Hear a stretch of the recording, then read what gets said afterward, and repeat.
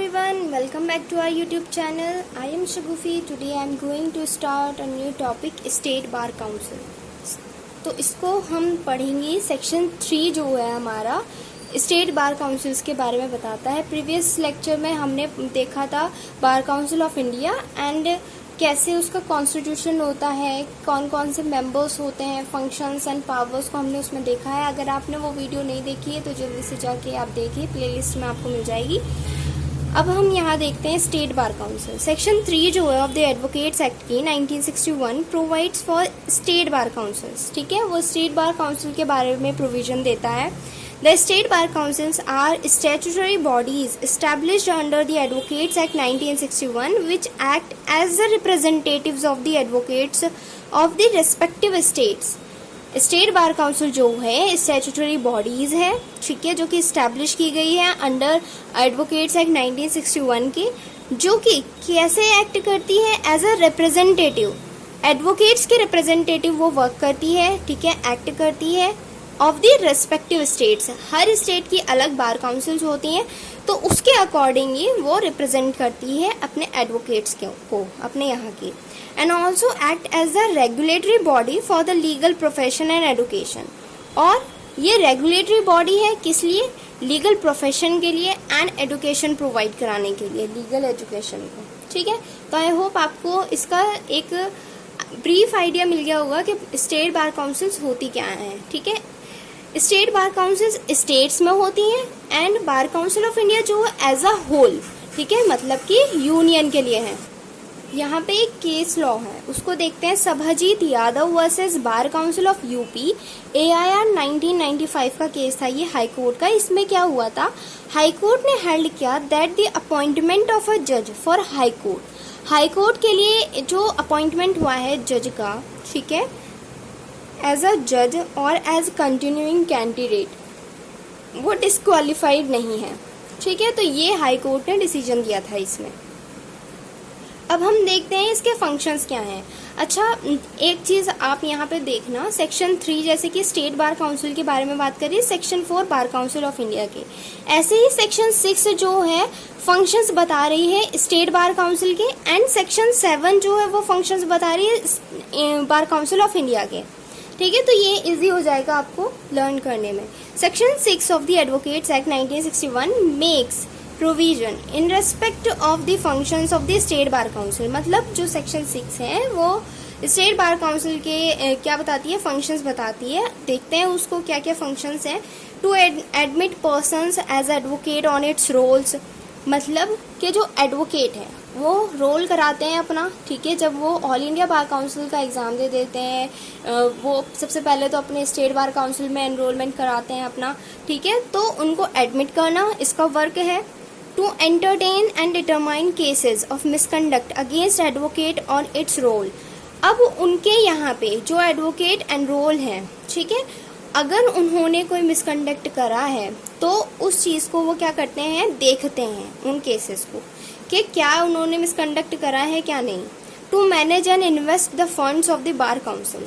अब वो क्या करते हैं, 3 तरीके की हमारी बार काउंसिल्स होती हैं, एक डिस्ट्रिक्ट लेवल पे होती है, एक स्टेट लेवल पे होती है, एंड एक हमारी होती है इंडिया के लेवल पे, मतलब कंट्री के लेवल पे।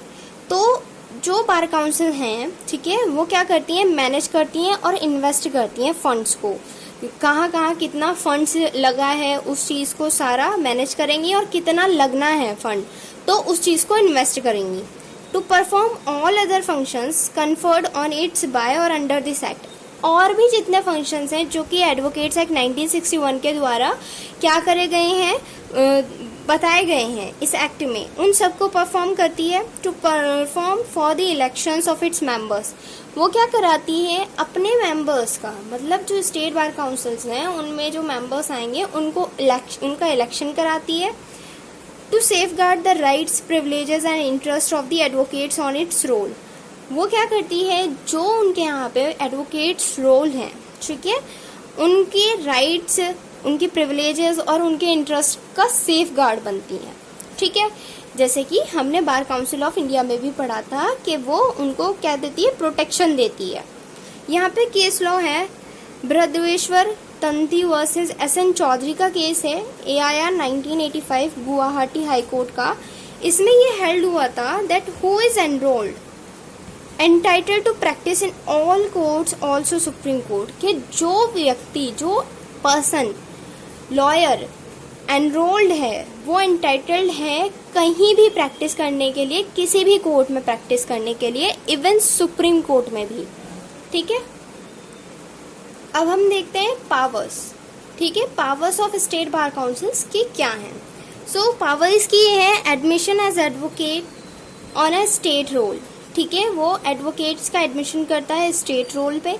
ठीक है, maintenance of roll of advocates, advocates का जो रोल है, मतलब जिसमें वो एनरोल हुए हैं, उनका एडमिशन हुआ है, उसको मेंटेन करके रखता है रिकॉर्ड्स को। Power to punish advocates for professional or other misconduct, अगर वो कोई मिसकंडक्ट करते हैं, दो टाइप्स के मिसकंडक्ट होते हैं, एक तो प्रोफेशनल होता है, एक अदर होता है। जो अदर मिसकंडक्ट होता है वो किसी फील्ड, पर्टिकुलर फील्ड में नहीं होता, वो कैसे भी मिसकंडक्ट हो सकता है, तो उसकी पावर रखता है उनको पनिश करने की।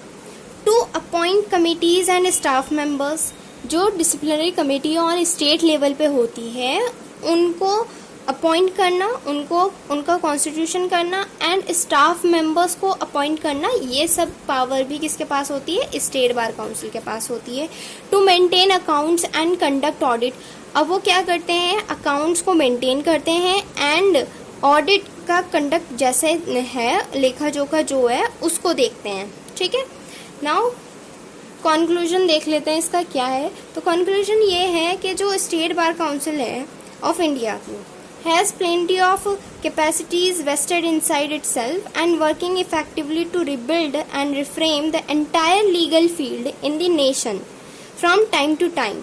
ठीक है, जो BCI है वो क्या करेगा, पूरा एज अ होल पूरे नेशन में लीगल फील्ड में जो भी रिफ्रेम होना है, रिबिल्ड होना है, वो सब चीज़ें एज अ होल लेके चलता है। Whereas state bar council act as the representatives of the advocates of the respective states, state bar council क्या करती है, रिप्रेजेंट करती है अपने यहाँ के एडवोकेट्स को। ठीक है, of the respective states and also act as a regulatory body for the legal profession and education in the state. So ये जो था, और क्या करती है, वो act as a regulatory body के रूप में काम करती है। कैसे, लीगल प्रोफेशन को और स्टेट में उसकी लीगल एडुकेशन को स्प्रेड करने के लिए, ठीक है, उसको प्रमोट करने का वर्क करती है। सो ये था हमारा स्टेट बार काउंसिल का। ठीक है,